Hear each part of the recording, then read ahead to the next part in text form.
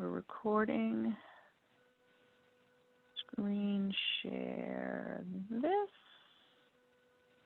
You guys got that? Yes. Yeah, I have it, but I Charlie? also have it set up on my desktop too. Yeah, same here. Okay. Okay. So I'll just read through and then we'll add commentary. And I didn't get to much. I wanted to get back into it today, but I did not have time to sit down and type a single thing today. So. Section 9, Transportation, 9.1 Overview. This document has previously explored the extent of Thompson's system of public roads and challenges faced by the town in its maintenance.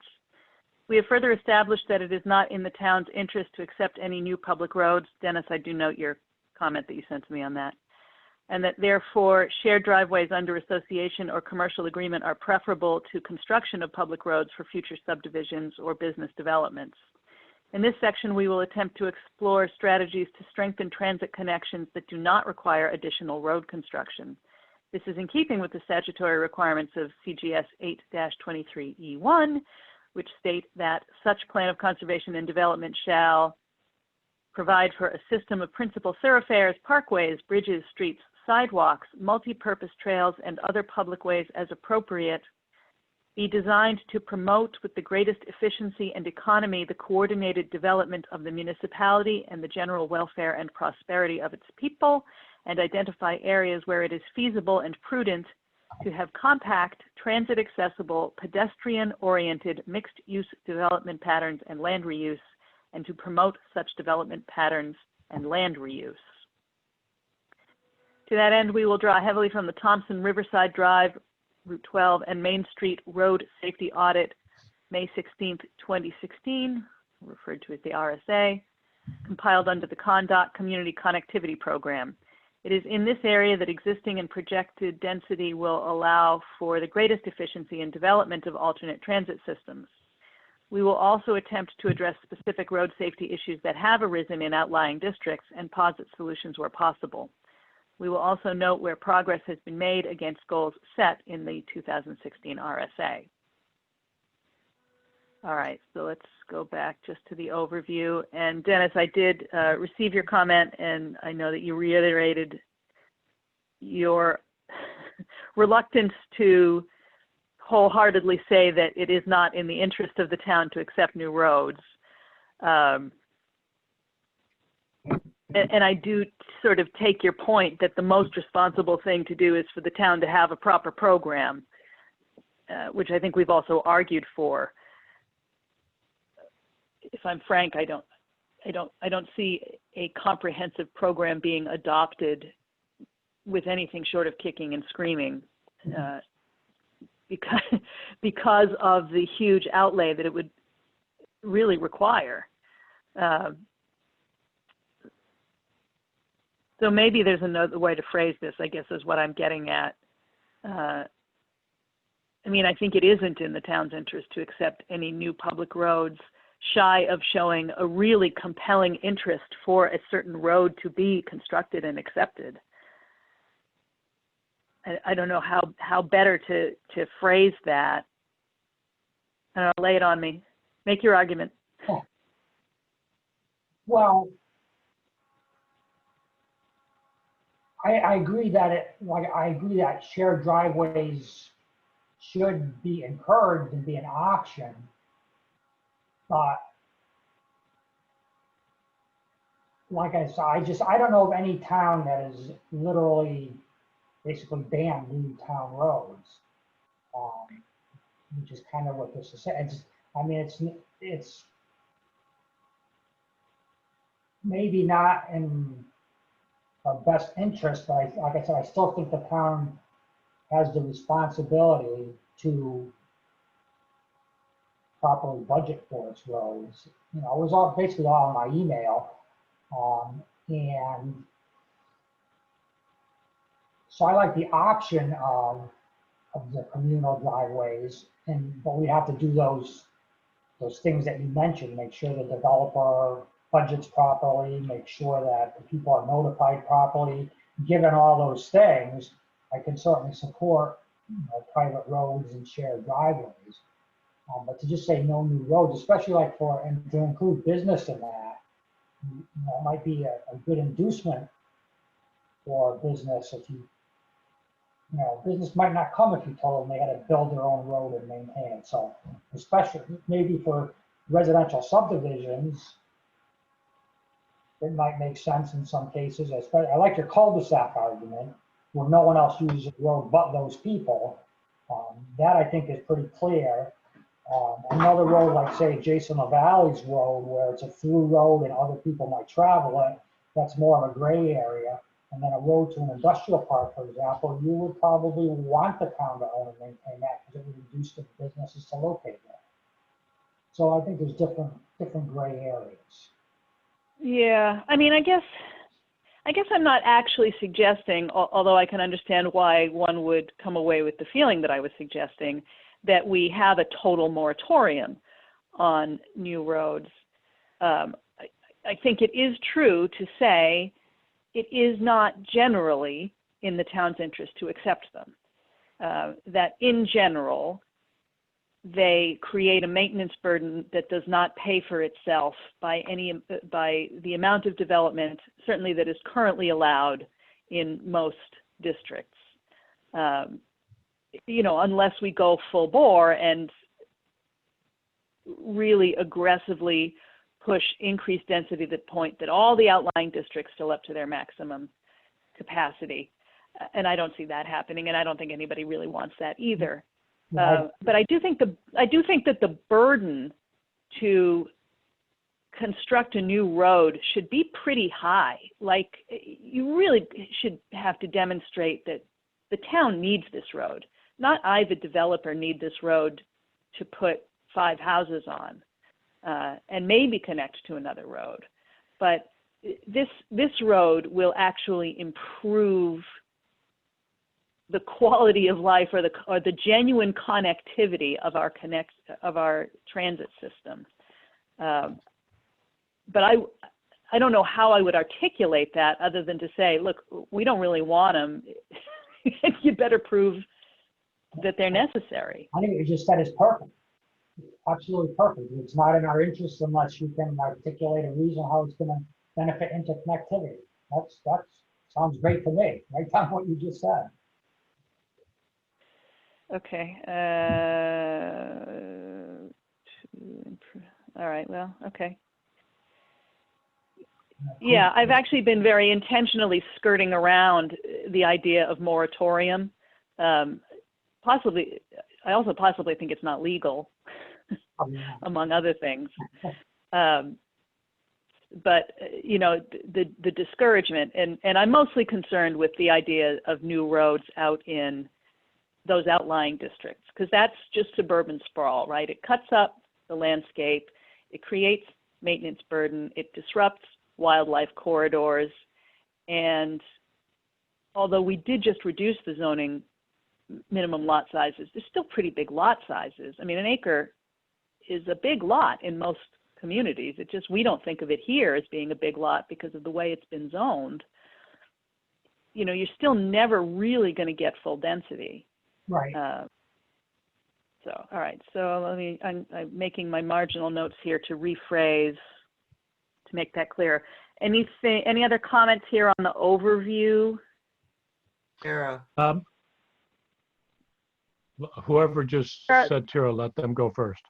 Just looking Okay. looking for a copy of this, what you have on the screen, so I can just kind of scroll through it. You don't have it? I don't believe I do.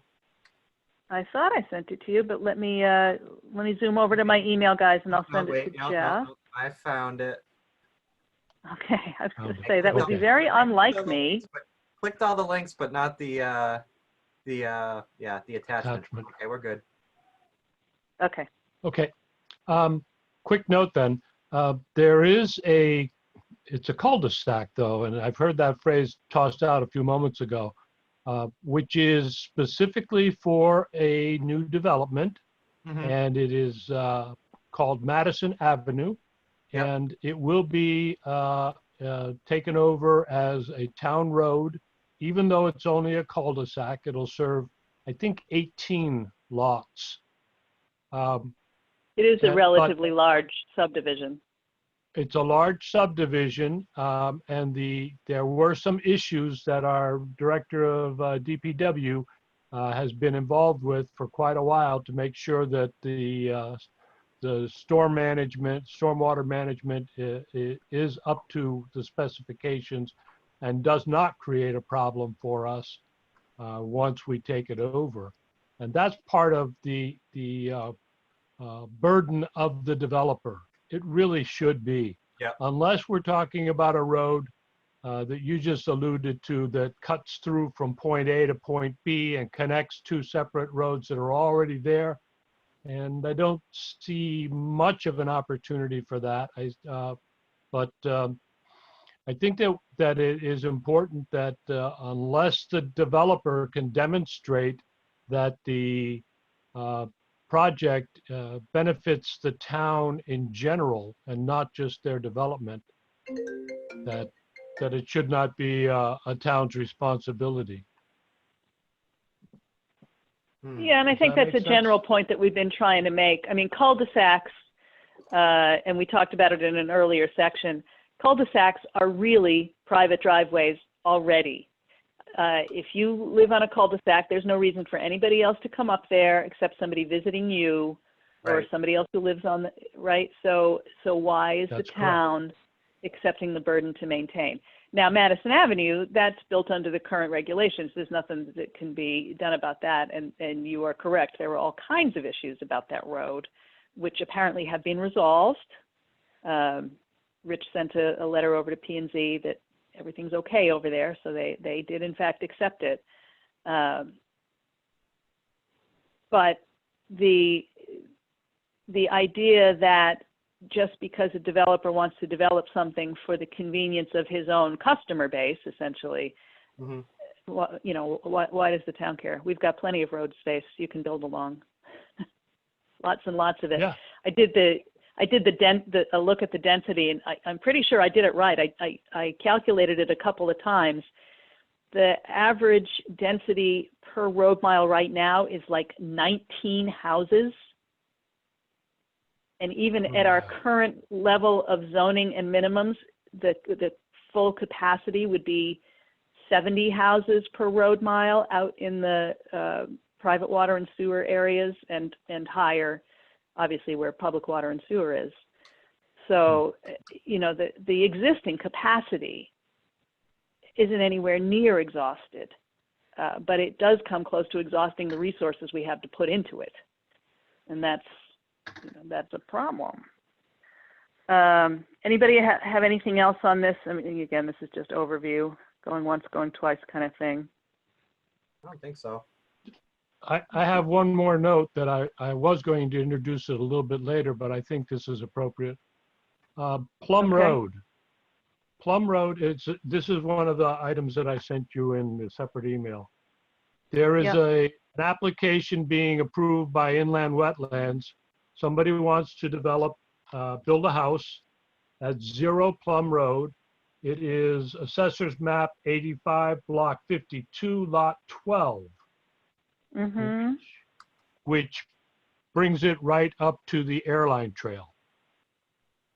Now, the town is requiring that the developer, that the person building the house, makes improvements to a portion of Plum Road to the town standards, which he has agreed to. But the point that I wanted to make is, I was thinking in connection or connectivity, the airline trail to Route 12, wherever the last drawing had not come through yet as of the August meeting when we talked about this. So the plan is that they're going to be improving the road up to their driveway, and that's going to probably put them within 100 feet of the airline trail itself, which in my thinking would be very smart of the town to make sure that homeowner and in the process of developing their road realizes that we've already targeted Plum Road up to the airline trail. Now, I don't know whether that puts any liability on the town to finish it, because it's going to be bicycles. It's not going to be the kind of thing that's going to need up to the town specifications, but it does have to be identified as open access on the town road up to the airline trail. So I don't know how that all ties in with the paragraph you just read, paragraph B, but I think that it does. And I wanted to make sure that that we gave that a little bit of thought and a little bit of communication. Well, to the larger point that we're making about connectivity and the reasons one might accept a new road, I do think it's important, whether you use this specific piece of property as an example or not, although it could be an exemplar of something that has merit, that connectivity isn't just between vehicular travel lanes, right? That connectivity that allows for trail access or allows for better cycling or pedestrian access would be worthy. I think you'd have a hard time proving in many cases that new paved vehicular access roads improve connectivity for bicyclists or pedestrians. But in the case of access to a trailhead, there might be some merit. But I think it just goes back to, you know, establishing what is the merit, what is the benefit. Okay. So I've got that. I've got that note, and I've got your email, Charlie. So good, because that's exactly what I read in item I, to have compact transit accessible for pedestrian-oriented mixed-use development patterns and land reuse. So, and to promote the development of. Okay. Thank you. So section 9.2, 2016 road safety audit. Staff from CONDOT and their consultants, in partnership with representatives from Thompson's Department of Public Works, Trails Committee, and other relevant groups, identified a number of key issues needing attention. There are no bike accommodations, and the shoulder width is highly variable. Travel lanes on Route 12 are 12 feet wide. Wider shoulders and narrower, 11-foot, travel lanes are recommended to accommodate cyclists. Curb reveal is low in places. The airline trail at Route 12 is in need of a crosswalk. Connectivity is needed from the trail to the West Thompson Dam via Route 193. New sidewalks are needed from the intersection, that's a typo, of Route 200 South to the medical facility at the 395 on-off ramp. Conditions for sidewalk construction are challenging due to wetlands and some steep slopes. The intersection of Route 200, Route 12 has poor sight lines for pedestrians crossing east to west. A new crosswalk is recommended. The Blaine Road intersection is poorly configured with too much open pavement and no clear flow for the right-of-way. Yep. There is no appropriate crosswalk from Thatcher Road to the parking lot of the Dollar General.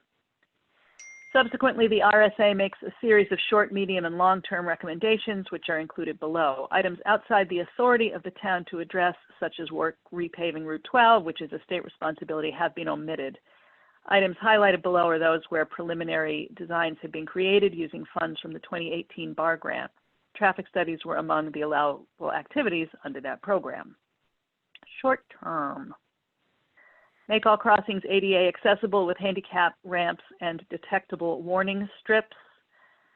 Town to work with new developments to provide or improve sidewalks. When the town repaints the Main Street center lines, sharrows should be considered for some locations along Route 12. Add signage that indicates to share the road with bicyclists where appropriate and educate the community. There are directional route and informational signs by Route 212 intersection, but they are not visible from all three approaches. A second set of signs is needed. Evaluate alternatives for active pedestrian protection at the airline trail crossing at Route 193. Evaluate the best location for new pedestrian crosswalks at Route 12 and Thatcher Road to connect sidewalks and provide access to the Dollar General store. Construct a new crosswalk with handicap ramps, warning strips, and signage. And the footnote does indicate that and the other highlighted items here are some things under currently being worked on. Add a handicap ramp on the west side of the crosswalk at Cumberland Farms and Route 12. The existing traffic circulation will need to be modified. Coordinate with Cumberland Farms to accept deliveries in off hours only. Relocate the crosswalk on Route 12 by Swanson Park south to below the driveway and extend the sidewalk on the west side to meet the new crosswalk location. Replace old and faded pedestrian signs with new fluorescent signs per MUTCD. What does that actually stand for, Dennis?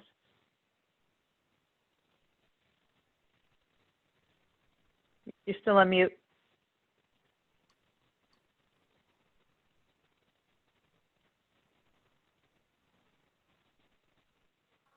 Yeah, I could- how about this? yeah, there you go. Manual stands for Manual of Uniform Traffic Control Devices.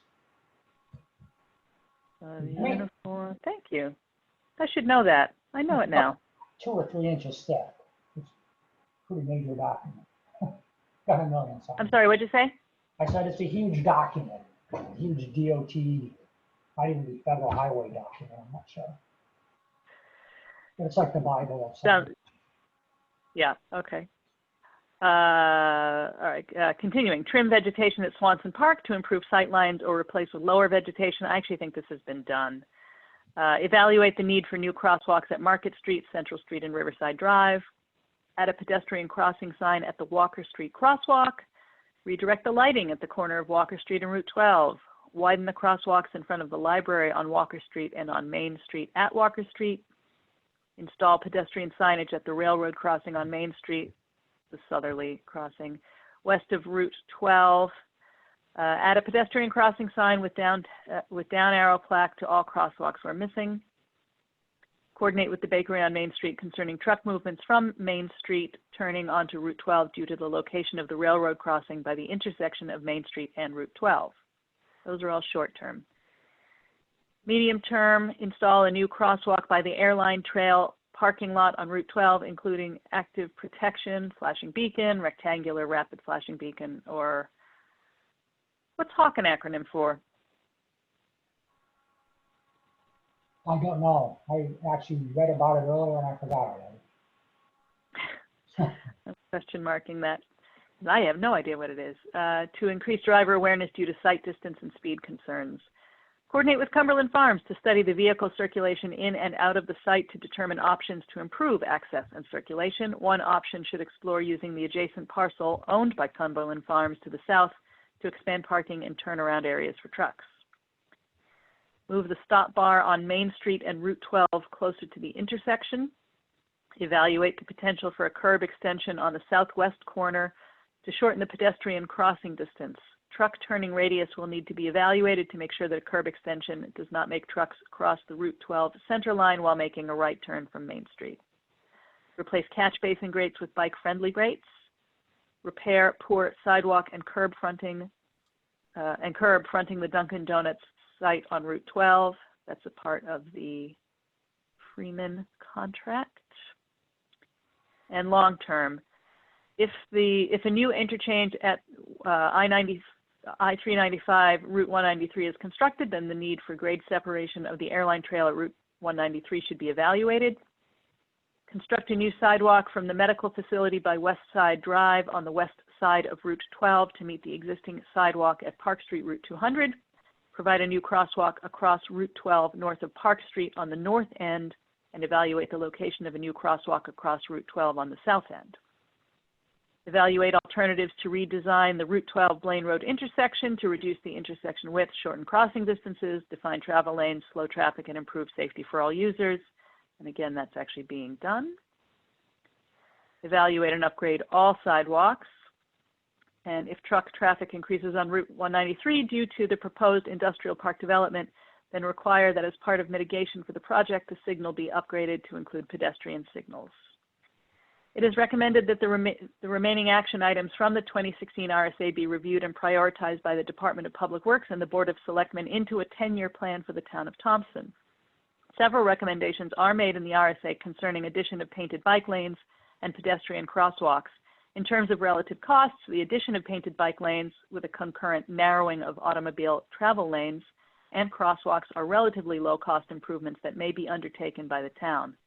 Given Thompson's current near total car dependence and given arguments that have been advanced elsewhere in this document regarding the need to increase opportunities and safety for pedestrian access, it is recommended that the pedestrian cycling access measures be given additional priority in the formation of the 10-year plan.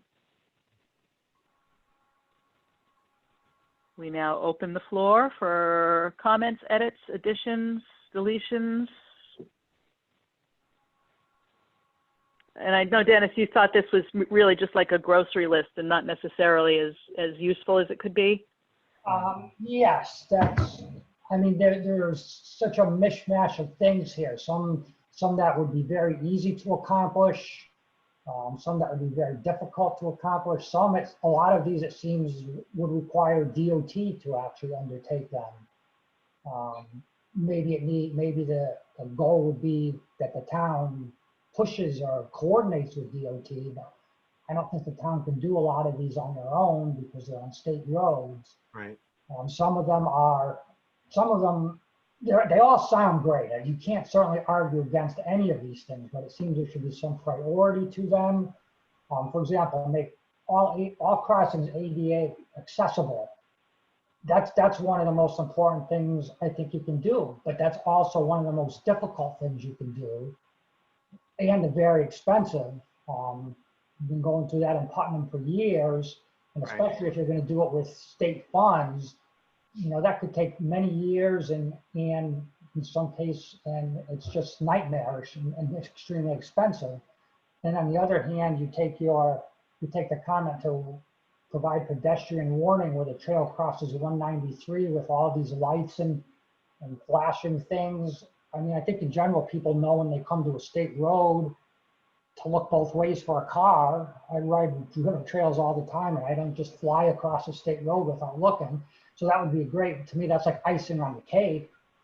It'd be nice to know, but also I think bicyclists kind of have a responsibility to look before they cross a road too. So I think in terms of priority, some of these should be much higher and others much lower given the limited funds available.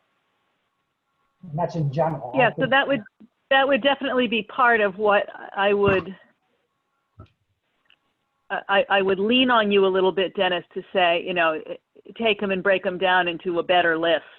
Okay. Because this is taken not exactly verbatim, but pretty close to verbatim out of that RSA. I copied it over, pasted it, took out things that were obviously things that, I mean, the town's not going to repave Route 12. The town doesn't own Route 12. They have no jurisdiction to repave it. Right. So out it goes. You know, the crosswalk thing, you know, where it crosses the state road, yeah, we're probably not really doing those either without quite a bit of machination, but I'm occasionally on the record of being in favor of tactical urbanism. I think a can of glowing spray paint goes a long way. Yeah, there should definitely be some kind of sign there. I think it's important to have a sign in 193 to tell people where to park. Right now, you see a trail and you have no idea where to park. Right. You know, the parking's down the road on Route 12. Mm-hmm. So, signs and paint, good ideas.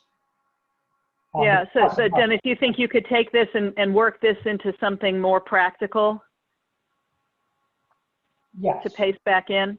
Yes, okay. Absolutely. I'm willing to edit that with you since I was on the first study back in 2016. A bit of an update, couple of things. One is that in 2016 and since then, when the Trails Committee and others have been talking about wish lists for the airline trail, the general temperament was, well, we're just Thompson, we can't afford that. But then I look at what the state is doing over in Pomfret, and I keep coming back to the fact that this is a regional project, it's a state project, and it now has some significant interstate tie in with the East Coast Greenway. The Trails Committee commissioned a design for an overpass at 193, and that can be considered as at least as a good draft for CONDOT as they move it forward. So there's that one point to consider. This was originally where I wanted to insert the connection to Plum Road and the airline trail as a short term, simply because the other project is already on the move. And I don't know when they're going to break ground and build their house, but my guess is that they're going to want to do that ASAP. And so the timing seems to be very right for that. One last note is with the regard to signage, that yes, that we want to emphasize that bicycles are entitled to the whole lane. It's a Connecticut law, and share the road and all that kind of stuff, but also bike route signs, which is a separate project that Wayfinding is looking at. And I think that it dovetails nicely with this earlier study. So those are the three notes that I wanted to bring up on this section. I agree Yeah, and that's with a good reminder about the wayfinding, Charlie, because we're due to get that back soon. And as you know, I'm going to be turning that report back around into a grant under that same program that produced that RSA, because bike and pedestrian access signs are specifically an allowable item under that grant program. So I'm glad I'll have to dovetail that in. Dennis, you were about to say something? I was going to say, I agree with Charlie and his comment on conflict too. When you see that amount of money, we could have bought a lot of signs. Yes.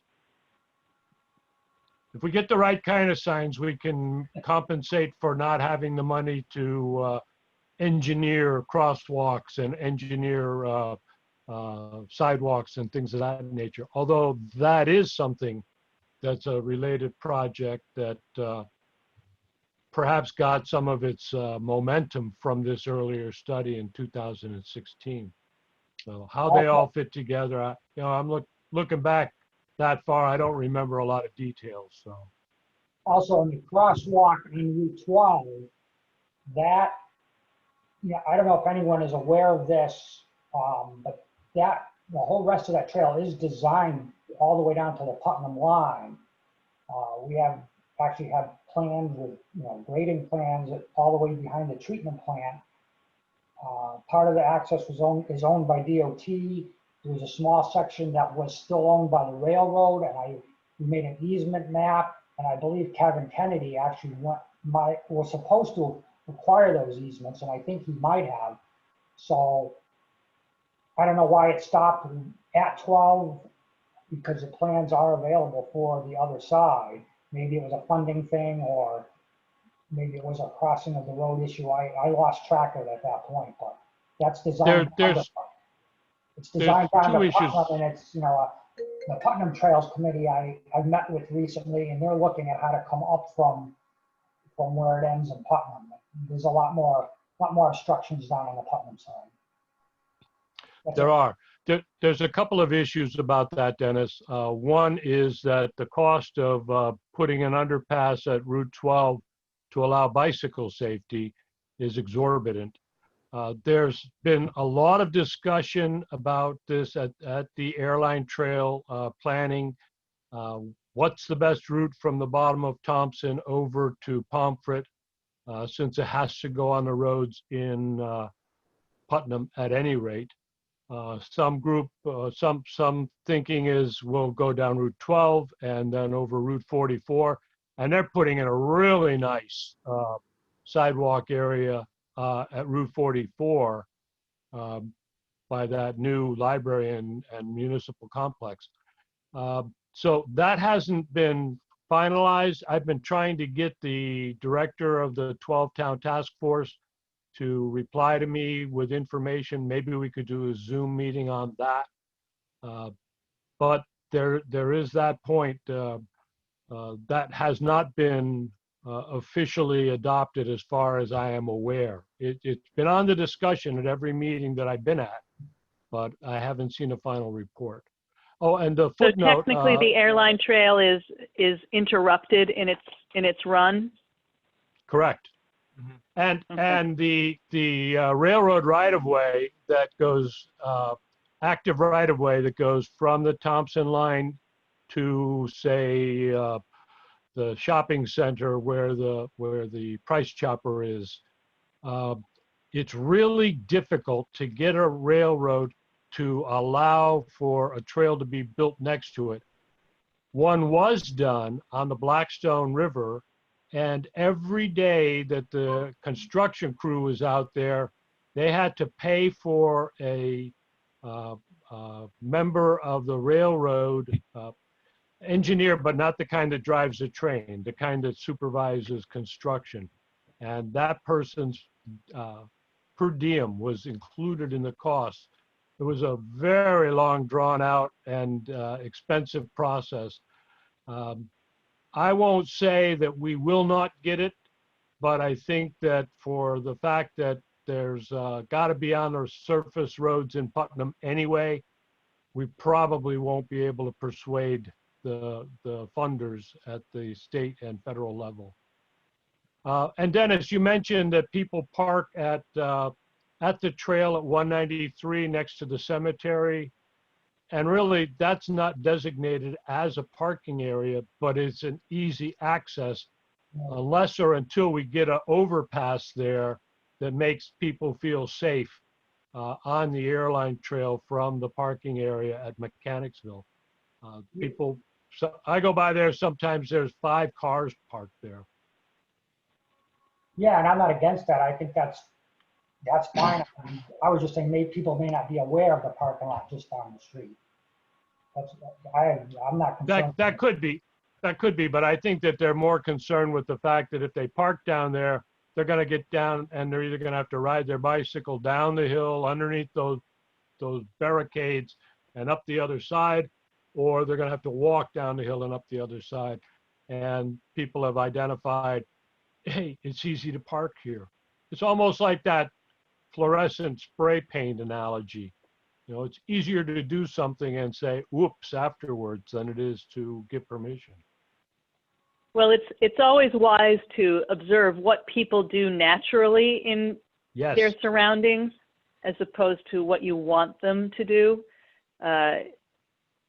Because it's really hard to change people's patterns if something is perceived to be easier or more beneficial to get them to do something you'd rather have them do just down the road a piece. You know, I mean, desire line is one of my favorite terms of all. Like when people, you know, put sidewalks at right angles and then people tread desire lines across grass instead because it's a shorter point. But anyway, that's a digression. Anything else on this section in terms of the action items? I mean, I think Dennis actually creates a prioritized list from that or similar to that. That's probably the most useful thing. And this is all just the stuff I've drafted. We haven't even gotten into the free form portion of the evening yet. So 9.3, additional intersections requiring attention. This will be brief.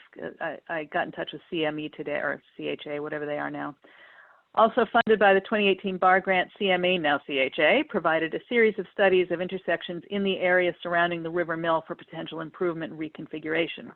Those intersections are Buckley Hill and Route 12, Buckley Hill and River Street, the northern terminus of Main Street with Route 12, River Street and Route 12, Park Street at Route 212. I had to look twice to figure out what Park Street even was. It's like a driveway for that little park. But yes, it is a park street. Intersection of Blaine and Route 12. Each of these intersections has been identified as problematic in some way. Buckley Hill, Route 12 has had a relatively high number of accidents, particularly for cars making the left turn from Route 12 onto Buckley Hill, as the sightlines are sub-ideal for southbound drivers. In the case of the 2 River Street intersections, the problems to be solved are specifically related to the anticipated increase in traffic demand as the River Mill is redeveloped for apartment housing. Once the project for the Route 12 sidewalk is underway, it is recommended that the Office of Planning and Development seek appropriate grants to fund the design and construction of improvements at one or more of these intersections. I did ask John Guzkowski to send to me any narrative that they might have had at that time, but Janet, well, Janet's not actually in the background. She had thought that they had just provided a slideshow, which I have. John confirmed that, but he said he'd write something up in terms of, you know, what the actual identified problems were. I thought that would be nice to include in there because they are all problems that we'd like to solve someday. But I don't think there's anything we really need to cover there. So then I started getting into the complete streets thing, and this is as far as I got. But it does start to get into some of the more interesting stuff in a way. 9.4, complete streets. The United States Department of Transportation defines complete streets as streets designed and operated to enable safe use and support mobility for all users. Those include people of all ages and abilities, regardless of whether they are traveling as drivers, pedestrians, bicyclists, or public transportation riders. Throughout this document, the connection has been made between walkability and quality of life in regards to its benefits for Thompson's graying population, its attractiveness for potential new residents and businesses, and its added benefit for low to middle income residents. USDOT further points to a reduction in pedestrian vehicle incidents following adoption of complete streets policies and cites improved health outcomes for residents living in walkable, bikeable communities. With a footnote, 43% of people reporting a place to walk were significantly more likely to meet current recommendations for regular physical activity than were those reporting no place to walk. It's not in here, but I'll remind you that Thompson currently scores a whopping 0 on walkscore.com as a municipality. North Grosvenordale, when separated out, comes in as a star with a 28 out of 100 for walkability. USDOT bullet points a number of recommended elements in the design of complete streets, several of which echo recommendations made to Thompson in the 2016 RAS. Bicycle lanes, bicycle parking and storage facilities, curb extensions, intersection treatment for bicycles, bicycle boxes, stop bars, lead signal indicators, landscaping, which is stupidly vague, paved shoulders, pedestrian and bicyclist scale lighting, pedestrian overpass or underpass, separation buffers, shared lane markings or sharrows, sidewalks, signage, especially high visibility signage, signalized pedestrian crossings and mid-block crossings, trails or shared use paths. The bridge to a guidebook for developing complete streets within municipalities is somewhat lacking on the USDOT site, although some links are provided to organizations dedicated to the implementation of such programs. The planning website Sustainable Development Code includes examples of good, better, best practices on many topics, including complete streets organized into helpful tables as seen below. Ta-da. It is worth noting that the Thompson Planning and Zoning Commission recently made certain changes to the zoning regulations that correspond with best practices for complete streets, prohibiting new drive-through services in all but 2 districts, and expressing a preference for limiting curb cuts by means of shared driveway access points in the downtown Mill Rehabilitation District. Installation of rain gardens is also a recommended low-impact development measure in the zoning regulations to help control stormwater runoff. In the context of complete streets, properly diverted stormwater is less likely to accumulate in bike lanes or on sidewalks, therefore rendering those transportation options more feasible during rain. Here was my last, before I went ARG and died. A third best practice identified by SDC is the creation of safe routes, protected walking or biking paths that connect neighborhoods and schools. So this is where I left off, and this is where I'd like this group to sort of brainstorm their way through what we want to say, not necessarily just about complete streets, but you know, what is missing in this transportation narrative that says what we want it to be. And Dennis, I'm going to give you a lot of floor space here again.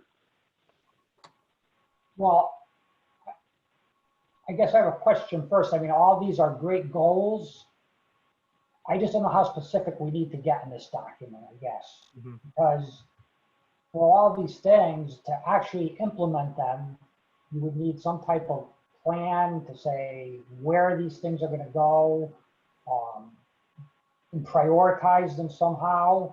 But I don't know if we are supposed to get that specific here.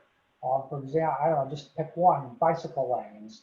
We all want bicycle lanes and they're great things, but to get from there to actually getting it in somebody's budget within the town and approved by the Board of Finance, don't we need, isn't there, it seems like there's something missing between this document and actually getting the money into a budget somewhere to accomplish it. So should we be more specific here? That's where I'm confused. Yeah, I guess if and this goes to my nature as an incrementalist, right? I guess the least expensive, most effective should be what we identify. And you would have more experience as to what those things are in general terms. You know, what is feasible for a local department to do, regardless of the cost. You know, what can we say, hey, Rich, we think your guys are capable of this. I mean, that's why the Blaine Road intersection is going to be done, right? Because it was identified, we got the money to design it through the BAR grant, and it was determined that because it didn't infringe on the state right-of-way, local guys could do it. It was relatively low-tech, and it wasn't going to require a lot of backflips. So what are those things? And those can come out of the road safety audit. Those can come out of some of the other sort of best practices documents. I really like this Sustainable Development Code website because they link to examples of where other towns have done it and the means by which they did it, whether it was by ordinance or zoning regulation or just examples of projects that were completed. And it's, you know, and it's also an easy read, which for this kind of stuff is helpful. But yeah, I mean, I want the document to be useful as a 10-year plan. So to your point, Dennis, what do we think we can actually accomplish? You know, the things I feel like I can accomplish are community-based development initiatives, right? Engineering is outside my specific expertise, although I can understand the logic of a project.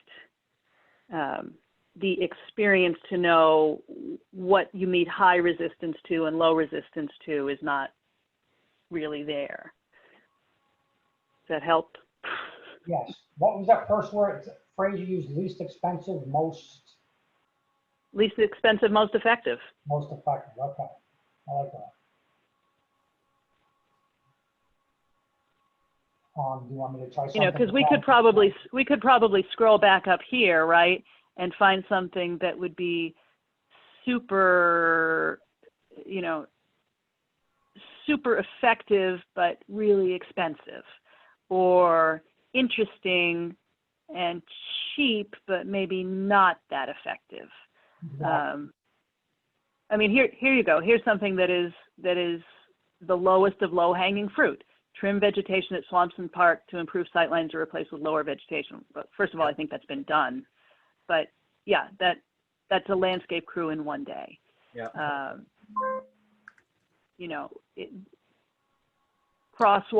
painted crosswalks, simpler than raised crosswalks, prioritizing signs in certain locations that have been identified. I mean, I like specificity, but we don't have an inventory of specific projects to draw from in any of these lists. So it's the experience of the people living here and the people who have worked on similar projects in the past that we're going to put our recommendations together from.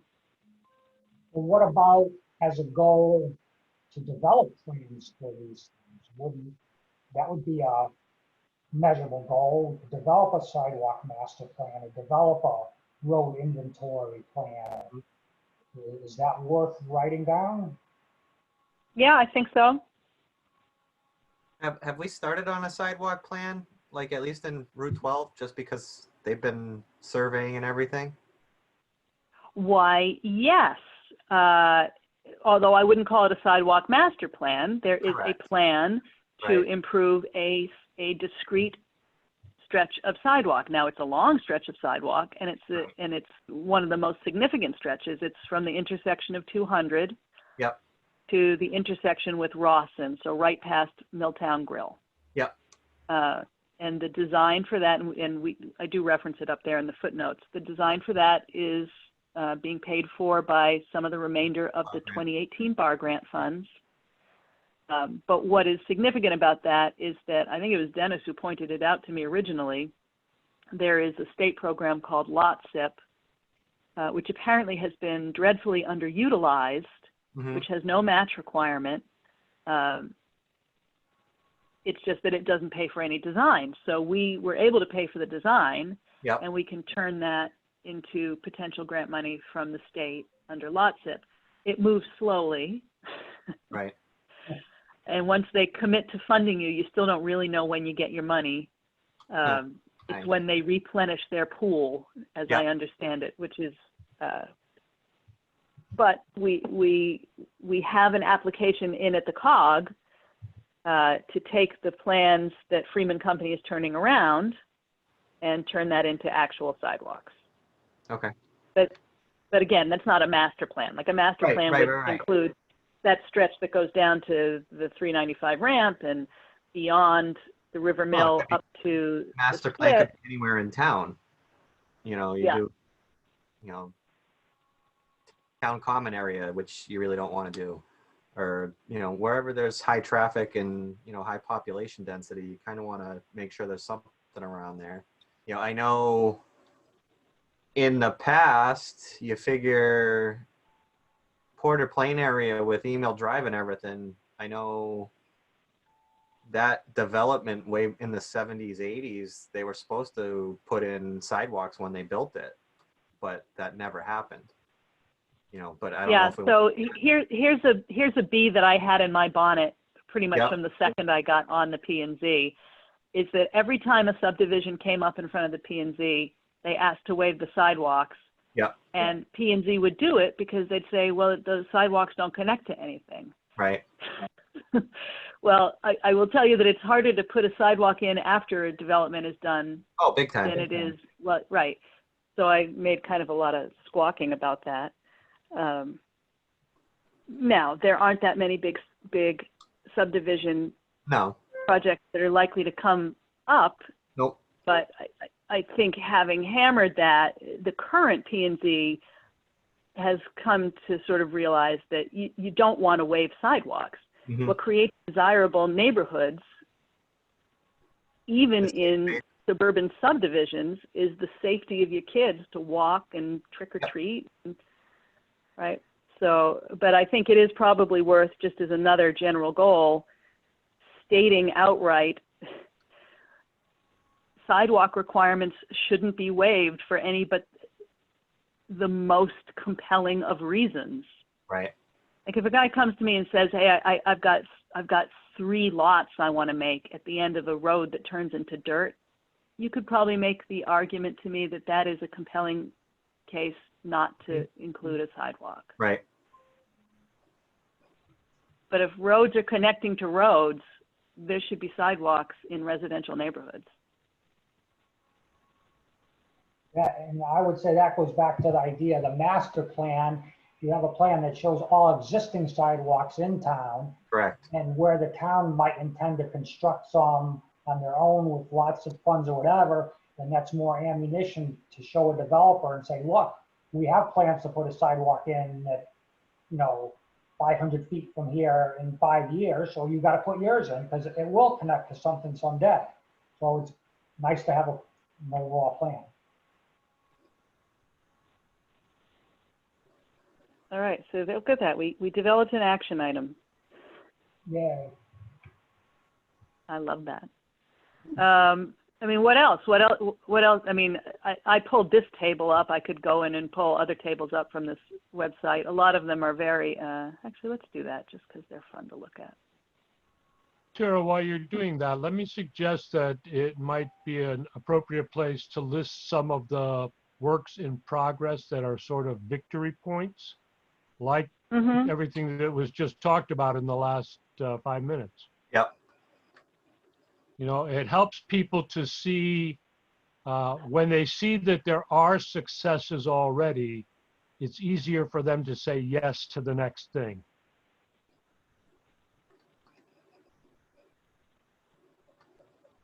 I'm not ignoring you, Charlie. I'm looking for this website. Oh, I know how to find it better. I'll find it in the link. I know that you're not Email. ignoring me and you're recording it all too. You're recording my dead air. We don't get fined for Here that, we right? go. And how many Huh? dollars an hour? You just came out of the studio. How many dollars an hour? Oh yeah, I'm not paying for any dead air, that's for sure. Here we go. That's good. Sustainable. I love this little website. This Yeah, it's is nice. excellent lunchtime reading, especially as sort of as something that lay people can understand, because commissions are made up generally not of professionals in these fields. They're made up of people who are willing to take it on. So which of these shall we open up? We've already seen this table. Let's go right to bicycle mobility. I like that idea. See what they say. Not as well developed as some of them. Reiterating as well, creating safe routes. Now that's a specific concept which I actually do like, which identifies safe paths for travel. A lot of the specific to kids in school. And I actually think Melinda has some interest in safe routes, you know, to encourage more walking. Yep.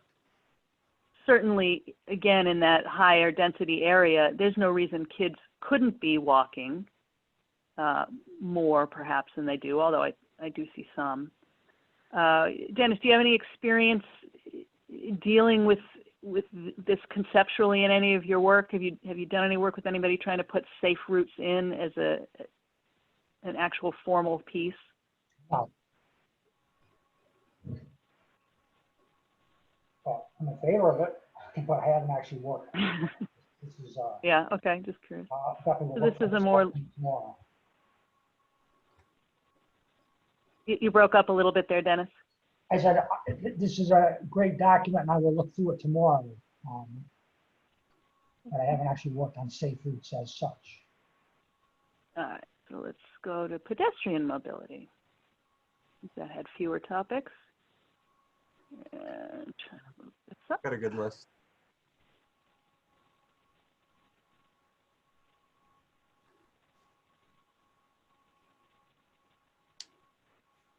And I like the way they break these tables down in a couple ways. You know, 'cause it talks about code and other kinds of incentives, and then, you know, regulatory gaps. You know, I just think they've laid it out pretty well. I I think that. mean, we've done this. Tara, go up and click on the introduction.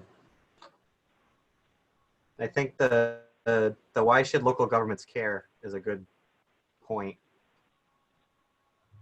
Oh, good catch.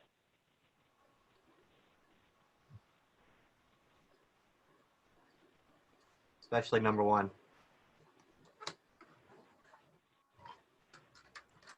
Yeah. Since it seems to be a key point for a lot of people in town. Yeah, I think you're right, because in addition to presenting the facts, because some of this stuff, the facts are easy to understand, and I keep going back to, you know, the calculations of how much the roads cost, right? Super easy to understand, and hard to make a counter argument against. Right. But a lot of these things start to get into fungible territory. Yep. Like the direct connection between economies and walkability. You have to make connecting steps for people. Nope, I get that. Yeah, so that's, good point, Jeff. I'm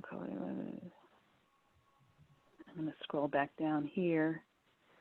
All of those points, 1 through 4, they're all very good. Oh, definitely. They are all, you know, but with what we've dealt with in the past couple of years with the whole, you know, home values and all of that, they're all digging into that. And, you know, that's definitely one of the a definite key point. Yeah. Point 3 about enhance the visual image. Yep. I had to stop and take a picture when I was driving on Route 44 and saw what they're doing there at that corner at 171. Yep. That's really changed the whole character of the neighborhood there. Oh, big time. Big time. So I should look for supporting data about home values.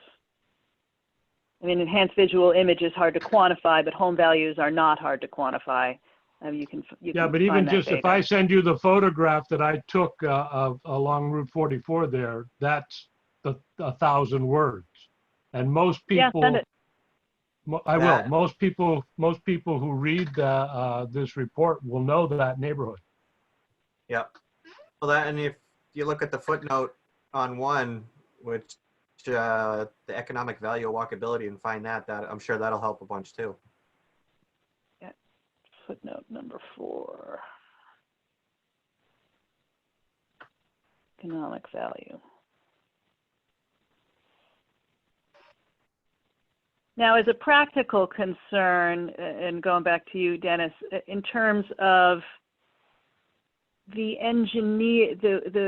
design and engineering methods by which pedestrian friendliness, walkability, bikeability are increased, is there anything missing in what we've seen so far? Signs, crosswalks. I mean, we've identified that it was a grocery list, right? Slap it all against the wall and don't worry about what it costs in the description of it in that particular document. But again, as those smaller incremental pieces that build to the larger system, does anything suggest itself to you that we haven't seen? Anything here on this lovely table? No, I think I can't think of anything that's missing as I try to work through prioritizing these lists and putting them in the least expensive, most effective type of thing. Maybe things will hit me, but right now everything's on here that I can think of. I mean, they have a lot of stuff there. And we just have to see which ones will help us the most. And again, I have to go back to the plan and decide where we want them, and so that they're coherent. Mm-hmm. And you want to build a nice walking place with one place, but it doesn't connect to anything. So you kind of need to have I don't think holistic is the right word, but some type of, they have to get together somehow. And so you need a plan for that, to say how these things are all going to hook up so that the pedestrians can get from point A to point B, instead of doing that in a bunch of discrete places. Right. And with that in mind, I know, yeah, go ahead, Tara. No, you go ahead, Jeff. I talk too much all the time. I getcha. You know, and just kind of falling back on everything that I remember hearing in budget season and all of that, you know, there seems to be a lot of pushback from, you know, I'd say the East Thompson side, because they feel that they don't get, you know, I can't say the help that they need, but just more, you know, it seems like North Grosvenor area, just because of what it is, has more than what they have. And, you know, they kind of complain about that. And I don't think we can really signify how to help them out on that. But, you know, is there any way to build in a plan to make them feel more welcome in town and want to support the whole town, you know, the town as a whole, versus, you know, it's them against everybody else type of thing? Because that's how it seems sometimes. Yeah, and well, I did give that issue a little thought as I was trying to get some in here, because it's absolutely true that almost everything focuses on the Route 12-131 corridor for obvious reasons. Right? There's more potential to do the kinds of things that create the kind of revitalization that we're looking for community-wide. But for example, that hot mess over that gravel operation last year, one of the things that people kept coming back to that was a more rational point was speeds of trucks down lanes, you know, bad sight lines here. And another one, and I know Charlie will agree on this one, that curve that comes around, what is that, Sand Dam, right where the trailhead is for the airline trail up there? Yes. So it's the connection. New road. Right, new road. the Oh, the connection to road. our two most popular trail sites Yep. has a terrible, terrible crossing. Right. Uh, Both of a them. semi-blind curve that people take at speed. Yep. And you know what? That airline trail is the link that we use to bring the people of East Thompson to focus back on why this is a town-wide project. Correct. It would allow people to safely and conveniently travel from East Thompson to get a pizza at the Milltown Grill, Yep. and then go back up and work off the calories. You know, heck, they could even get a couple of beers, you know, because they're going to burn it off. And that is the walkability, bikeability aspect. But the bike routes that we're looking at, I have outlined several, and I haven't been able to figure out how to save a project that I work up on MapGeo, but I have a very sophisticated yet simple cross-section figure X of the town that would you could easily put in 75 miles of bicycle riding on the roads in Thompson in a day, and not even leave the town of Thompson. The natural flow that's there, but it's not safe. We are not a bike-friendly community yet. Right. So I guess that suggests the idea of, can we identify in the outlying districts places where we know there are problems to, again, prioritize them going forward, with the understanding that there is a certain correctness to the argument that they can't, in many cases, be the highest priority. Because again, who is it, how many does it serve in comparative terms? But that doesn't mean it's no priority, right? And if we want to have civic engagement, there has to be recognition that it is one town. I mean, that one at New Road suggests itself to me all the time because I've seen it personally. I don't see a lot of the rest of the outlying territory in the community because everybody I know lives in this neighborhood and works at town hall pretty much. I don't have history here. I don't have kids who visit other kids in town. Right.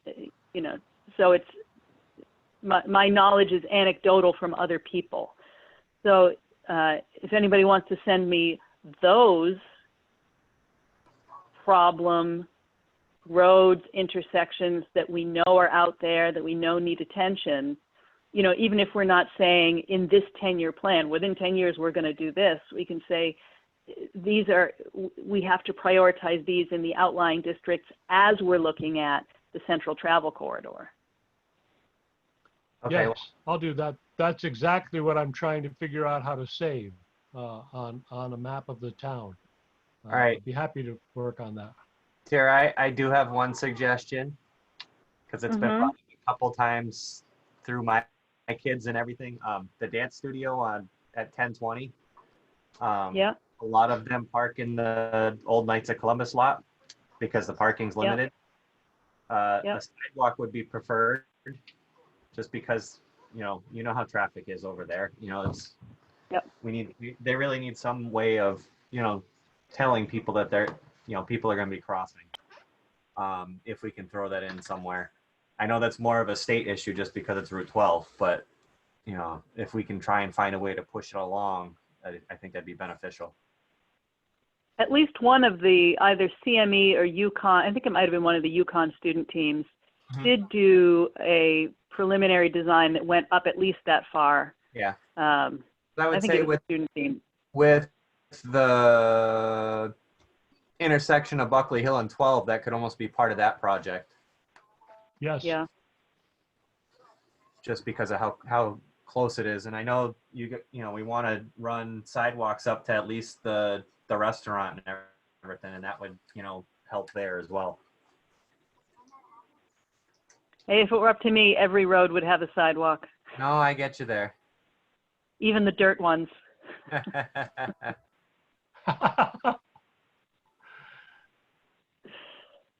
Okay, what else we got, guys? Do we have any more we want to cover tonight, or do we have homework that we're going to pull back into this, which is kind of how I'm feeling it right now? Yeah. What? Only home. You know, I'm looking at the pedestrian mobility, what that you're on, that we were on, and it's not really transportation set, but it's mentioning commercial sales of food produced in suburban areas. And I know we got the town garden and all of that. Do we want to tie anything in on this, or is that going to be in a separate section? I think it's an easier tie-in in separate sections, but I don't think it's unrelated. And I did already sort of scribble in here grocery stores. Yep. Because a point that we've made, and there is stuff that's reiterative in Right. a lot of these sections, but a point that's been made is, look, the reasons that you want to drive density in areas that can support it is so that people have to spend less of their time and income and resources driving from place to place. And one of the things that regularly comes up at those public workshop things when people are just asked, what's missing? What would you like to see? Grocery store is right up there. So this is the thing that I'll tell you, because I've actually done some looking into like trying to entice a smaller grocery chain like an Aldi or a Trader Joe's or something into that old Extra Mart building. We don't hit the standard for chains. Yeah. But that doesn't mean that we don't have options to develop fresh food options, you know, things that are not Dollar General or a pair of convenience stores. I want to spit every time I drive by that Dollar General. I hate it so much. But that's where people are getting their groceries who are, you know, who are unable to regularly drive. You know, food co-ops are a real thing. Now, all of that, not to get on my soapbox, but I'll do it for about 5 seconds. All of that ties back to that master plan that I'm putting together for that building at the community garden, right? That's intended to be a small business incubator for food system and small ag businesses. It all ties together. If you can walk to it to get it, you know, you've saved yourself gas, you've saved yourself time, you've saved yourself planning. So that's why in a sustainable development code website, they include those items. The people who write this stuff know as well as I do that is a heavier lift in explaining to people. I'm not averse to trying to make the connection. I try to make the connection to these kinds of things all over this document in various ways.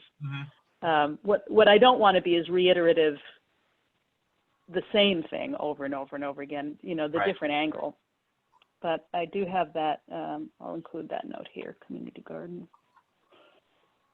I mean, that food forest that I proposed for the adjacent 14 acres behind 65, that is a pedestrian bikeability feature as well. But that is so embryonic in its development that I'm reluctant to drag it in there at this point, but maybe I will. Yeah, Okay. I would. I'd include it simply because it is part of the vision and justification of everything else we've been talking about here tonight. Yep. All right, I think we all have homework, and I will, and Jeff, I think this is the first meeting you've actually been in. So what I've been doing is I've been taking those thin drafts that I send out, reworking them with comments that come in the day after, and then sending it out, and then sending updated drafts every Friday with everything that's gone on, because people are still sending me content for all of the sections that have gone before. It's just that we only get to discuss in sort of this kind of concentrated setting each topic once. So I will continue to do that. So send me stuff as it occurs to you, as you come up with stuff. I did put kind of a burden on Dennis on this one. But yeah, and then we'll keep reviewing. Okay. Yeah, I'll see what we can come up with, because I know I'll be discussing with Jess on our way up to Maine, if anything. We can get some things hashed out. Figure I 6 love it. hours in the car, I think we can get something done. Oh, I've good. We'll already get your sent kids on it Dennis- too. I've already sent an email to Dennis, so he's sure we have our contact information. I'm happy and available to work with him on working this section over. And I will send you the Cool. photograph, Tara, and other, Brilliant. the other things. Good night, everybody. Hey, Stay good safe. progress. Good night, everyone. Good night. Thanks, everybody. You're Bye. welcome. Welcome.